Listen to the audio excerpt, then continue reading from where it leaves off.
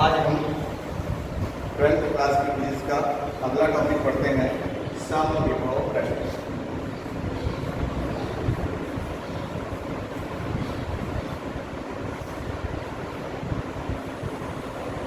ये बोलते हैं इक्विपोटेंशियल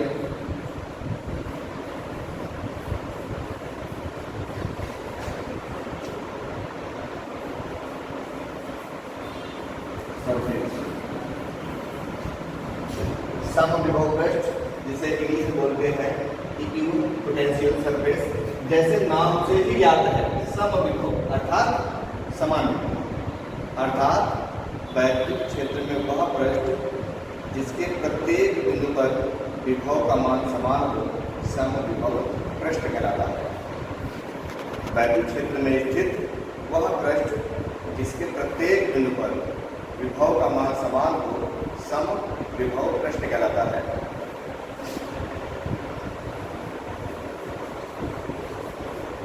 वैद्युत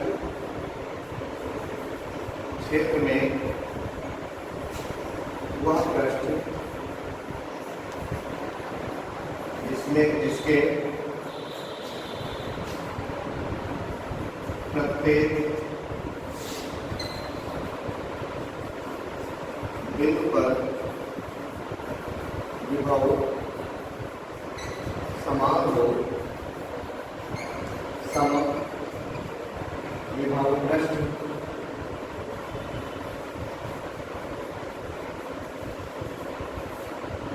अर्थात वैद्युत क्षेत्र में वह पृष्ठ, और ये जो पृष्ठ होता है, इस पृष्ठ की क्या करते हैं हम, कल्पना करते हैं। अर्थात सब वैद्युत क्षेत्र में वह पृष्ठ जिसके प्रत्येक बिंदु पर विभव समान हो, समविभव पृष्ठ कहलाता है।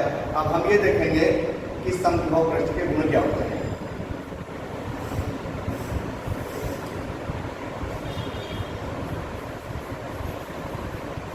समविभव पृष्ठ के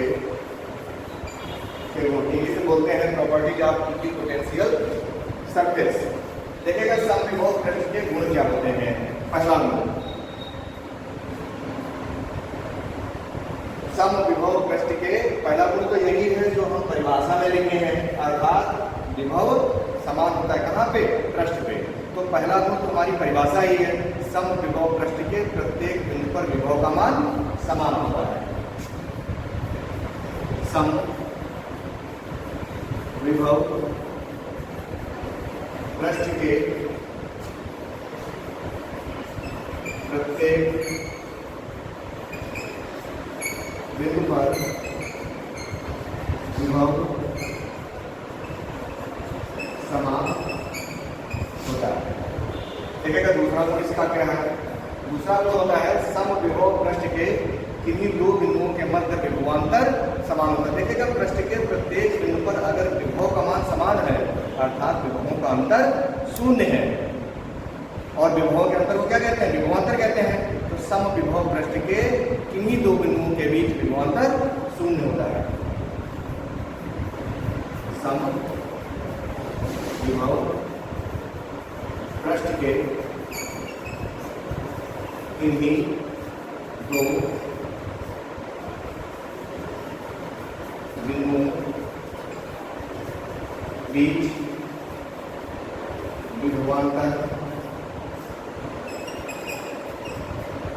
शून्य होता है। नंबर 3, देखेगा W होता है EQ सारी VQ, यानी कहने का मतलब ये है कि अगर विभवांतर का मान शून्य हो जाए तो एक आवेश को दूसरे बिंदु तक ले जाने में किया गया कार्य शून्य होता है। अर्थात समविभव पृष्ठ में किसी आवेश को एक बिंदु से दूसरे स्थान तक ले जाने पर, चाहे तो एक बिंदु से दूसरे बिंदु तक ले जाने में और चाहे एक स्थान से दूसरे स्थान पर ले जाने में किया गया कार्य शून्य होता है। समविभव पृष्ठ में किसी आवेश को एक स्थान से दूसरे स्थान तक ले जाने में किया गया कार्य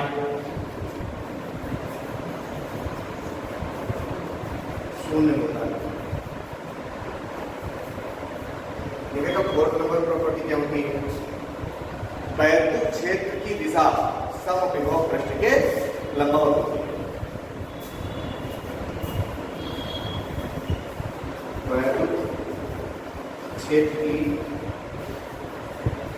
दिशा समविभव पृष्ठ के लंबवत होती है। ये परपेंडिकुलर का सिंबल है। पांचवा, दो समविभव पृष्ठ कभी एक दूसरे को प्रतिच्छेद नहीं करते। दो समविभव पृष्ठ कभी एक दूसरे को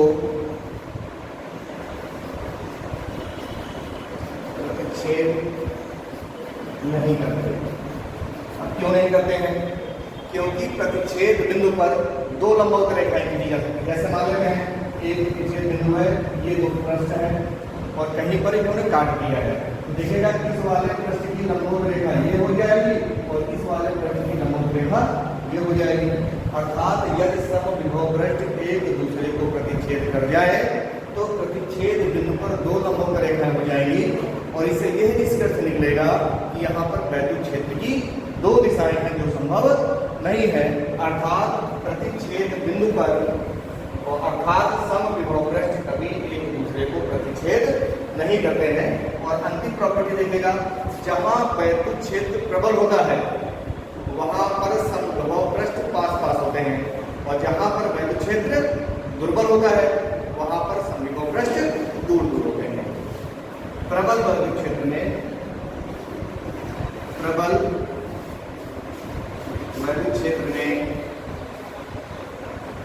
समविभव पृष्ठ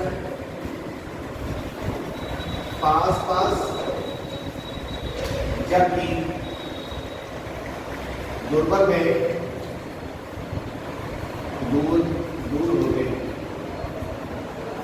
इस प्रकार से यहाँ पे हमने दो बातें पढ़ी हैं, एक समविभव पृष्ठ की परिभाषा पढ़ी है और दूसरी समविभव पृष्ठ के गुण पढ़े हैं। समविभव पृष्ठ की परिभाषा क्या है? वैद्युत क्षेत्र में वह पृष्ठ, चाहे पृष्ठ कहे तो चाहे कहे तो वह काल्पनिक पृष्ठ, वैद्युत क्षेत्र में वह काल्पनिक पृष्ठ जिसके प्रत्येक बिंदु पर विभव का मान समान होता है समविभव पृष्ठ कहलाता है। अब हम समविभव पृष्ठ पढ़े हैं, जिससे गुणों की बात करेंगे। जिसके गुण हमने 6 लिखे हैं यहाँ पे। पहला, समविभव पृष्ठ के प्रत्येक बिंदु पर विभव का मान समान होता है। दूसरा, समविभव पृष्ठ के किन्हीं दो या समविभव पृष्ठ में स्थित किन्हीं दो बिंदुओं के बीच विभवांतर शून्य होता है। अगर विभवांतर शून्य है तो आवेश को ले जाने में किया गया कार्य शून्य होता है। अर्थात समविभव पृष्ठ पर किसी आवेश को एक बिंदु से दूसरे बिंदु तक या एक स्थान से दूसरे स्थान तक ले जाने में किया गया कार्य शून्य होता है। वैद्युत क्षेत्र जो होता है, अगली प्रॉपर्टी है, वैद्युत क्षेत्र की जो दिशा होती है वह सदैव समविभव पृष्ठ के लंबवत होती है। तो यहीं से एक परिभाषा निकल के आएगी, दो समविभव पृष्ठ कभी एक दूसरे को प्रतिच्छेद नहीं करते हैं। कारण क्या हो जाता है कि अगर समविभव पृष्ठ एक दूसरे को प्रतिच्छेद करेंगे, जैसे कि हमने ये वाला फिगर बताया है, तो प्रतिच्छेद बिंदु पर दो लंबवत रेखाएं खींची जा सकेंगी और यहां से यह निकलेगा कि प्रतिच्छेद बिंदु पर दो वैद्युत क्षेत्र की दिशाएं हैं जो संभव नहीं है। अर्थात यहां से यह निष्कर्ष निकलता है कि दो समविभव पृष्ठ कभी एक दूसरे को प्रतिच्छेद नहीं करते हैं। और सबसे अंतिम प्रॉपर्टी हमने ये बताई है कि जहां पर वैद्युत क्षेत्र की प्रबलता ज्यादा होती है या तीव्रता ज्यादा होती है वहां पर समविभव पृष्ठ पास पास होते हैं, अपेक्षाकृत उनके जहां पर वैद्युत क्षेत्र की तीव्रता निर्बल होती है। अर्थात प्रबल वैद्युत क्षेत्र में समविभव पृष्ठ पास पास होते हैं, जबकि दुर्बल वैद्युत क्षेत्र में समविभव पृष्ठ दूर दूर होते हैं। बिल्कुल उसी प्रकार से जैसे वैद्युत बल रेखाओं के बारे में पढ़ा था कि जहां पर वैद्युत क्षेत्र की तीव्रता अधिक होती है वहां पर वैद्युत बल रेखाओं की जो सघनता होती है वो अधिक होती है, और जहां पर वैद्युत क्षेत्र की तीव्रता कम होती है वहां पे इनकी सघनता कम होती है, किसकी? वैद्युत बल रेखाओं की, अर्थात वह दूर दूर होती हैं, विरल होती हैं। बिल्कुल उसी प्रकार से जहां पर वैद्युत क्षेत्र की तीव्रता अधिक होती है वहां पर समविभव पृष्ठ सघन होते हैं, और जहां पर वैद्युत क्षेत्र की तीव्रता कम होती है वहां पर समविभव पृष्ठ दूर दूर होते हैं, अर्थात विरल होते हैं। तो हम ये दो चीजें पढ़ेंगे। इससे पहले हमने पढ़ा कि समविभव पृष्ठ क्या होता है, फिर समविभव पृष्ठ के गुण पढ़े हमने कि क्या होते हैं, 6 प्रॉपर्टी हमने बताई हैं आपको। इसके बाद हम विभिन्न आवेश वितरणों के कारण समविभव पृष्ठ पढ़ेंगे, अर्थात इसे बोलते हैं equipotential surface, equipotential surface for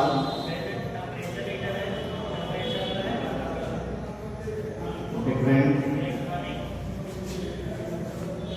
charge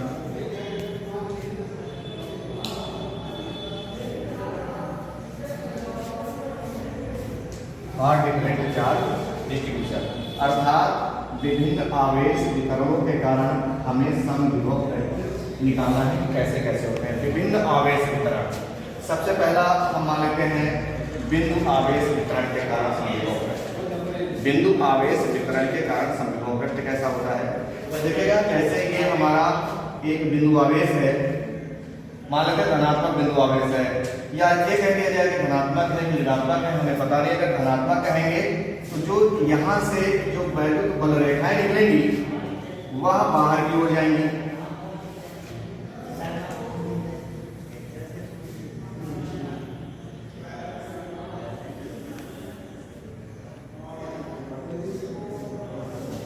ये मान लेते हैं ये धनात्मक आवेश है। धनात्मक आवेश के कारण जो वैद्युत क्षेत्र की दिशा होती है वो बाहर की ओर होती है, उससे दूर जाता हुआ, तो ये धनात्मक आवेश। और अगर ऋणात्मक होगा यही वैद्युत आवेश की दिशा क्या हो जाती है? इसकी तरफ आती हुई होती है। कहीं कहीं किन्हीं किताबों में क्या लिखा हुआ है कि ये धनात्मक है, ऋणात्मक है, ये नहीं बताया गया है, और उस हिसाब से इसकी दिशा को भी दर्शाया नहीं गया। हम मान लेते हैं कि ये धनात्मक बिंदु आवेश है, जिसके कारण वैद्युत क्षेत्र जो है इससे दूर जा रहा है, और इस प्रकार से वैद्युत क्षेत्र है।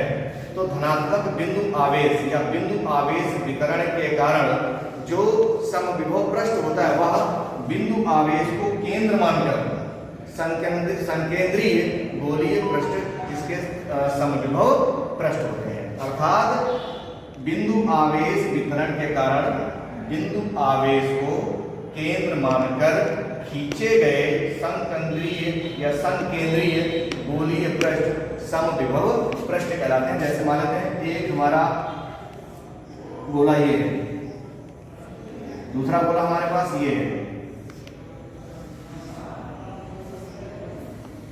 तीसरा गोला हमारे पास ये है।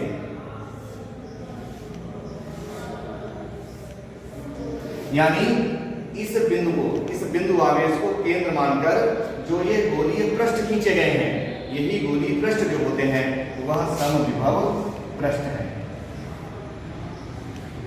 ये क्या है? समविभव पृष्ठ। यानी कहने का मतलब बिंदु आवेश के कारण समविभव पृष्ठ गोलीय होते हैं। अब लिख लीजिएगा, इतना धीमे धीमे बोले हैं, लिख लीजिएगा, बिंदु आवेश के कारण समविभव पृष्ठ कैसे होते हैं? गोलीय होते हैं। नंबर 2 हम बोलते हैं रेखीय आवेश वितरण के कारण। रेखीय आवेश वितरण के कारण मान लेते हैं कि यह रेखा है और इस रेखा में आवेश का वितरण है। तो इस रेखीय आवेश वितरण के कारण इसको अक्ष मानकर, इस वितरण को क्या मान लिया जाए? अक्ष मान लिया जाए। इसको अक्ष मानकर खींचे गए बेलनाकार पृष्ठ समविभव पृष्ठ होते हैं। अर्थात ये बेलनाकार पृष्ठ इसका समविभव पृष्ठ है। अगर थोड़ा सा दूर और जाए, ऐसे खींच लिया जाए, ये हमारे समविभव पृष्ठ हो गए।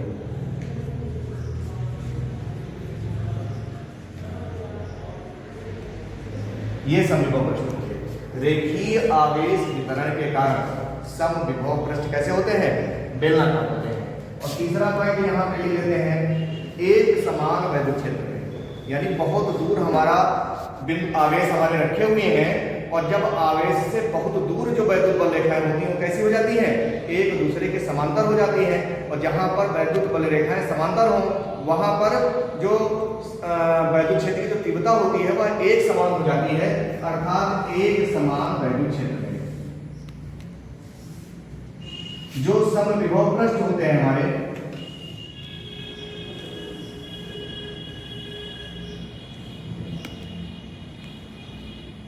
ये समविभव पृष्ठ था।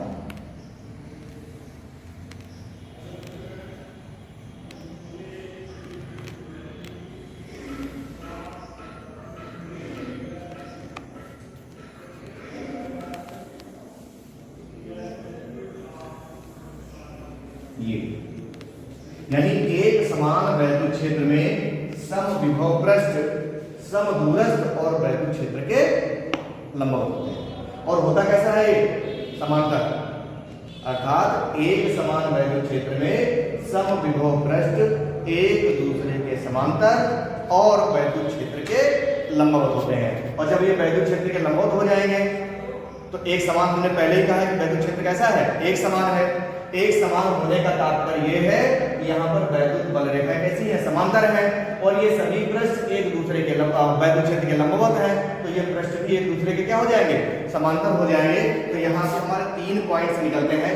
पहला पॉइंट है बिंदु आवेश के कारण वैद्युत क्षेत्र और समविभव पृष्ठ गोलाकार होता है, रेखीय आवेश वितरण के कारण वैद्युत समविभव पृष्ठ बेलनाकार होता है, और एक समान वैद्युत क्षेत्र में समविभव पृष्ठ वैद्युत क्षेत्र के लंबवत समदूरस्थ और समांतर होते हैं। तो इस प्रकार से हमने ये पढ़ा कि विभिन्न आवेश वितरणों के कारण समविभव पृष्ठ कैसे होते हैं। तो अगर कोई तुमसे पूछ ले गोलाकार समविभव पृष्ठ किस कारण होता है, हम कहेंगे बिंदु आवेश के कारण।